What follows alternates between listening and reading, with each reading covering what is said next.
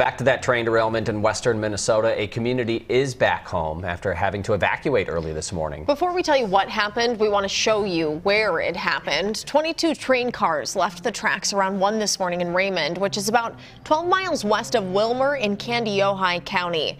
Those tracks run right through town. The train derailed just outside the main stretch, but still within city limits. From the air, you can see just how close some of those buildings are to the derailment site. And for some perspective, the town's main center, which includes several churches, a library, and a school, is just a short drive away. WCCO has crews in Raymond working to learn the latest for the community there. Our Adam Duxter has been talking with people in town today. He's got a front row seat to this cleanup effort. Adam, what are you seeing right now? Yeah, hi, Jeff. We're going on hour 15 of this cleanup here in Raymond right now, and I'll step away in a second. You're going to be able to see that getting these trains upright and out of the way is going to be no small task. We're told it's going to only be able to start happening when the NTSB finishes up its investigation, and it's going to take turning each one of those train cars up one by one. It's been an incredibly long day here in Raymond, but no doubt the best news is no one was hurt in this derailment.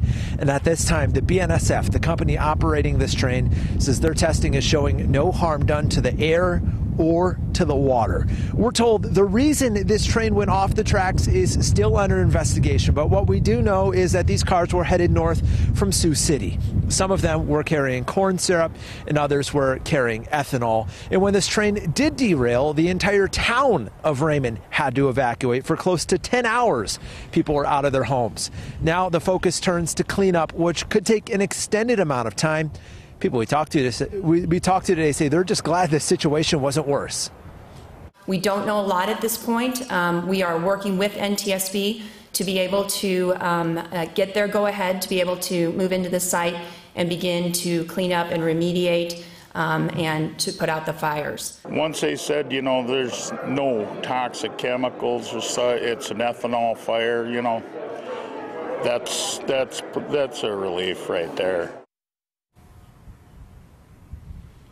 And that first person you saw there was BNSF CEO Katie Farmer, and she made a couple of times to point out that these train cars are the newest and the safest train cars, meaning there's no risk for any sort of explosion, even if they do see another fire flare up or two, which is a very real possibility as they get these train cars back up. And Jeff and Aaron, if it feels like these train derailments are becoming more and more common, well, just this past year in the United States alone, we saw over 500 of them. Again, just this last year. Wow, that's a stark number. Adam Duxter live in Raymond. We look forward to your reports at 5 and 6. Environmental impacts are one of the biggest concerns when a train derailment happens, and our team coverage is going to continue now with what Marielle Mose learned. I'm near a railroad crossing here in South Minneapolis, and as more train derailments continue to happen throughout the U.S., it raises safety concerns for those who live by tracks like this one. According to the U.S. Department of Transportation, there have been 60 train derailments in Minnesota since 2018. Of those incidents, there was nearly $11 million in damages. In today's incident in Raymond, ethanol and corn syrup spilled out in the area where the derailment happened. The biggest danger with ethanol is that it's highly flammable. But the good news is it's also highly soluble in water, meaning it will be easier to dilute if it runs to any nearby tributaries. Burlington Northern, or BNSF, shared their plan to keep the residents nearby safe. Ethanol will burn off, and we're monitoring the air, and we're monitoring all the conditions around the derailment site. 99.99% of all hazardous commodities get to destination without incident. So we are very safe. We are a very effective movement of hazardous commodities as well as all commodities.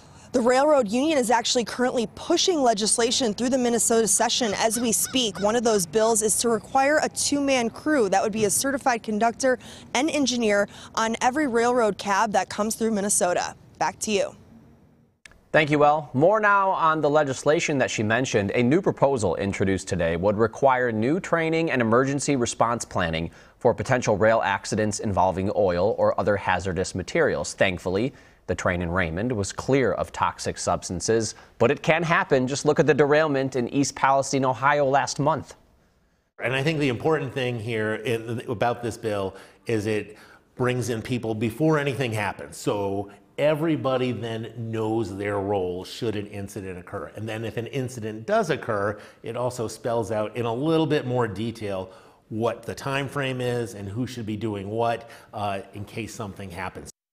There's also a bill in Congress that Senator Amy Klobuchar is pushing. It would require more rail inspections and increased fines for safety violations.